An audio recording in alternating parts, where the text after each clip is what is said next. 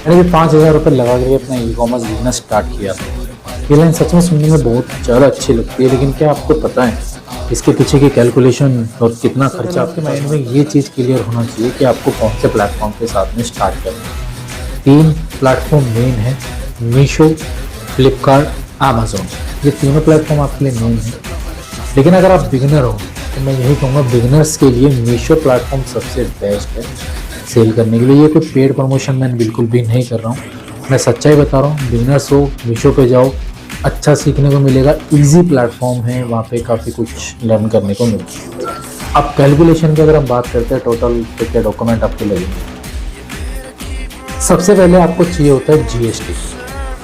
GST आपको तीनों platform के लिए चाहिए, फ्लिपकार्ट, आपका अमेजोन और आपका मीशो।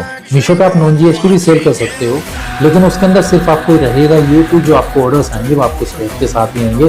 स्टेट के बाहर आप सेल नहीं कर सकते हो। अगर आप तमिलनाडु हो तो तमिलनाडु से आपको आएंगे, आप दिल्ली से हो दिल्ली से आपको आएंगे, अगर आप हरियाणा से हो तो हरियाणा से ही ऑर्डर आएंगे, हरियाणा के बाहर आप सेल नहीं कर सकते। तो अगर कैलकुलेशन की मैं बात करूँ तो आपको चाहिएगा एक जीएसटी। जीएसटी अगर आप किसी सीए के थ्रू लेते हो तो तकरीबन कम से कम 2 से 3,000 रुपए वो चार्ज करता है एक जीएसटी लेने का। तो 3,000 रुपए तो आपका मिनिमम यहाँ पे लग गया।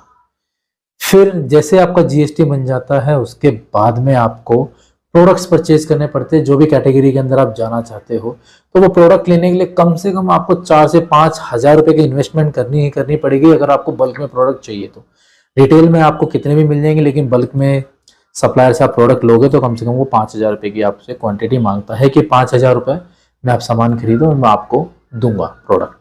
तो 5 ये 3 वो तो आपके हो गए 8,000 रुपए।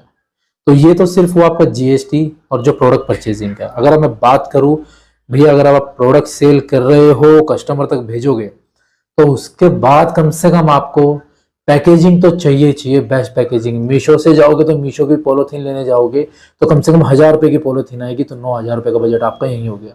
उसके बाद tape, boxes, A4 size paper, जो आपके पास लेबल निकलेंगे, इन सबको लगाने के बाद में नाना करते हुए कम से कम 4,000 रुपए का और खर्चा लगेगा। तकरीबन 12,000 रुपए आपकी मिनिमम जो है वो इन्वेस्टमेंट है। तो कहाँ गए वो 5,000 रुपए जो बोलते कि 5,000 से ई कॉमर्स? वो पहले के टाइम पे था जो 5,000 से स्टार्ट होता था, लेकिन अब ऐसा नहीं होता है। 12,000 रुपए आपकी इन्वेस्टमेंट यहीं सीधी सीधी चली गई। एक बेनिफिट ये हो सकता है कि अगर आपको जीएसटी खुद से लेना आता है तो वो 3,000 रुपए आपके बच सकते हैं, लेकिन फिर भी 8 से 9,000 रुपए आपके जाएंगे। तो ये तो आपकी स्टार्टिंग इन्वेस्टमेंट हो गई।